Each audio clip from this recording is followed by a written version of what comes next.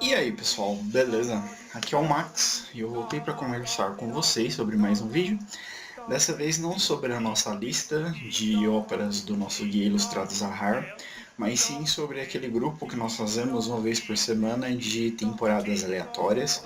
E dessa vez eu acredito que foi a minha primeira ópera que foi uma estreia mundial. Eu nunca tinha assistido e foi a minha primeira vez, e neste vídeo eu vou comentar um pouquinho com vocês sobre o que eu achei e sobre os pontos relevantes e também os pontos que me incomodaram. Então, sem mais delongas, vamos dar a nossa descrição geral da ópera. A nossa ópera de hoje se chama Polo Sul. Ela é do compositor Srinka. Ela é composta de 2 atos e tem mais ou menos duração de 2 horas. Ela teve a sua estreia no dia 31 de janeiro do ano de 2016, então no comecinho desse ano.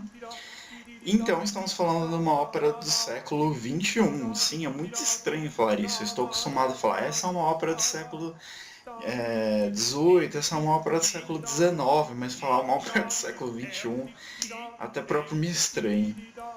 Ela teve a sua estreia no Bayreuth Staatsoper, em Munique, na Alemanha, e teve como libretista o Tom Holloway. Agora nós vamos falar sobre 2 pontos que eu achei importante antes de falar da nossa descrição própria da ópera. Número 1. Tanto o compositor como o libretista estavam em dúvida em qual tema caminhar, até que, um ano depois, chegaram à conclusão de Polo Sul. Os dois, então, colaboradores aí para a manutenção da ópera, para a execução da ópera, tanto compositor como libretista, estavam muito em dúvida sobre o tema que eles queriam abordar. Eles queriam escrever, já estavam ali se comunicando entre si, mas estavam em dúvida sobre o tema, né? O que a gente vai escrever? Sobre o quê? Como é que isso vai impactar? Como a gente pode pegar um tema legal, né? Eles estavam ainda em muita dúvida, né, sobre o próprio andamento da escrita. E um ano depois de conversarem muito, eles chegaram à conclusão que fariam uma ópera com o tema Polo Sul sobre os primeiros desbravadores que foram até lá para encravar as suas bandeiras e fazerem o reconhecimento da área. Número 2. Depois do tema, eles trabalharam separadamente. Até porque eles estavam em cidades diferentes, em pontos geográficos diferentes.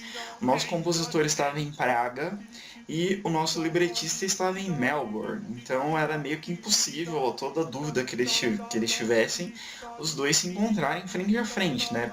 Por uma própria questão geográfica. Mas sempre eles estavam conversando por e-mail ou por Skype.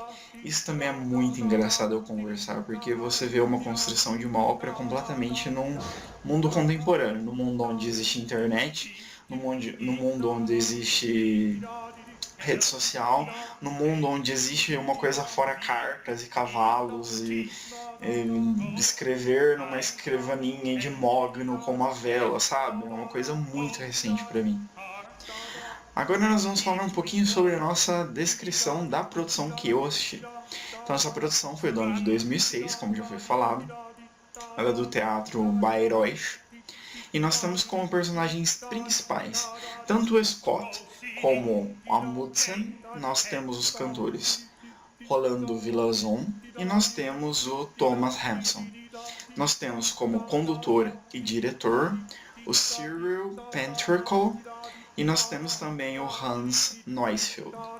Agora falando um pouquinho sobre o resumo da ópera, sem tirar nem pôr, nós temos então aí o relato das 2 primeiras ou das 2 importantes mais dos grupos mais relevantes que tiveram aí a ideia, né? A ideia não, que tiveram o ímpeto de buscarem o desbravamento desse território da Terra aí, o Polo Sul. Até então, esse ano foi mais ou menos aí o começo do século 20, né? Então nós temos aí 1910, 1920, nós temos a história contada através da música desses dois grupos simultaneamente que decidem partir para explorar, cravar suas madeiras, cravar suas bandeiras, né, de seus próprios países lá no Polo Sul, e também contando a história sobre o decorrer, né, o que aconteceu no caminho até chegar lá. Se aconteceu coisa boa, se aconteceu coisa ruim, se foi rápido, se foi lento, se tiveram percalços no caminho, se foi mais ou menos tudo tranquilo. Então nós temos o relato desses dois chefes aí, dos dois grupos, contando suas impressões. Foi uma ópera muito interessante, eu nunca assisti uma ópera com esse tema. Eu acho que vale a pena assistir, é uma ópera contemporânea, então já vão meio que preparado para quem gosta de... Quem tá acostumado com o classicão da ópera, assim, tipo, que nem eu, né? Foi um susto brabo, assim.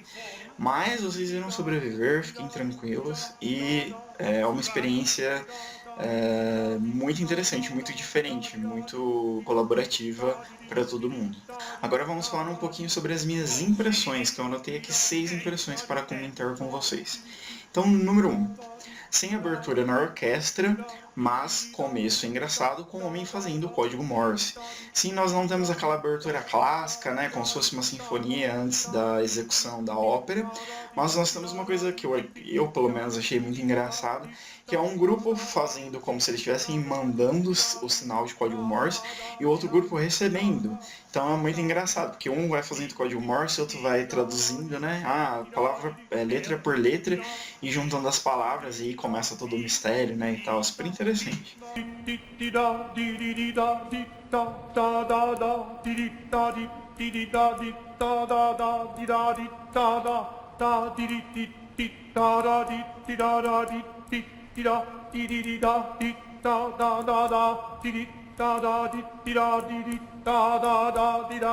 Número 2. Confusão absurda nas vozes.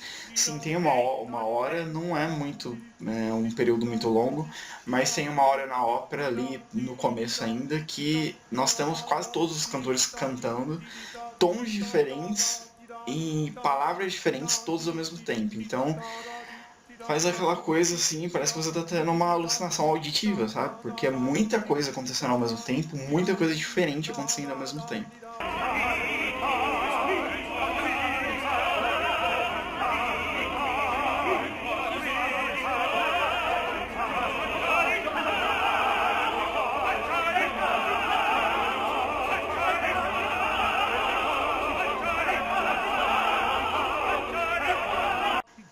Número 3. A orquestra produzindo um som quase perturbador. Bom, se você já é acostumado com as óperas contemporâneas, isso não é pra você. Mas pra mim me chocou um pouco, porque ter aquele violino gritando naquelas notas agudas e um outro quase na mesma nota, tipo um em Ré e um outro em Mi, nossa, aquilo me arrebenta pela metade, assim, acaba com o meu ouvido, me dá uma sensação ruim, eu não gosto de ficar escutando isso por muito tempo, então foi um tanto quanto perturbador mesmo.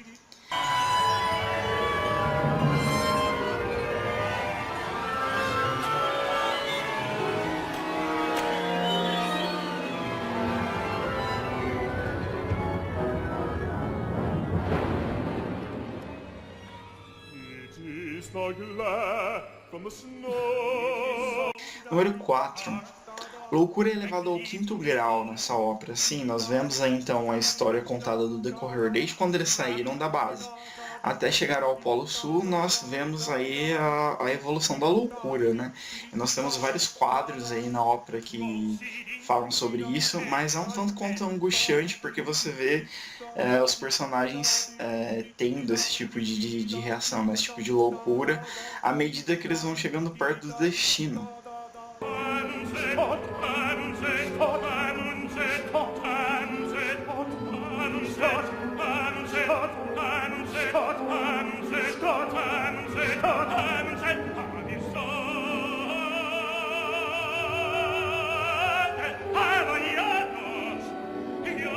Número 5.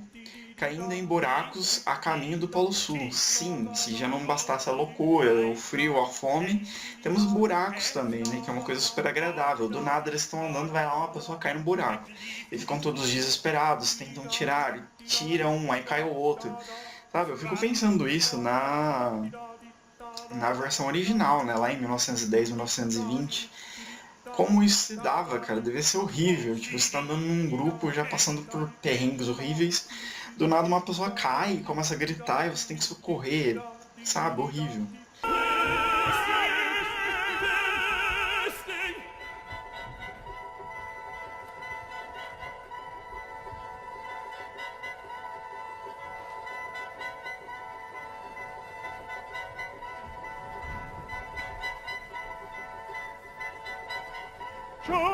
E 6, e último comentário, a decadência da expedição e os cavalos, né, a cena dos cavalos.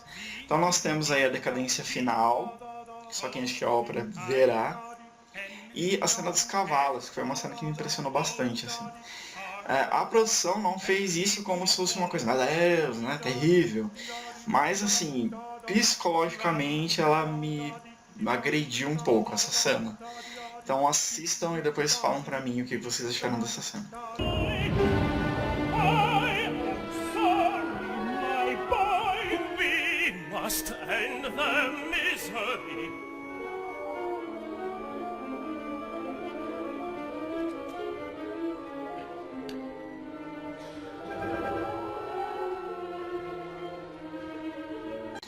Pessoal, acredito que seja isso, mais um vídeo aqui no canal. Se vocês tiverem algum comentário, por favor, deixem aí no campo de comentários.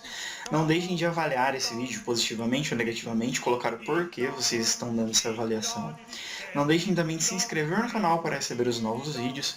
Até o próximo vídeo e falou!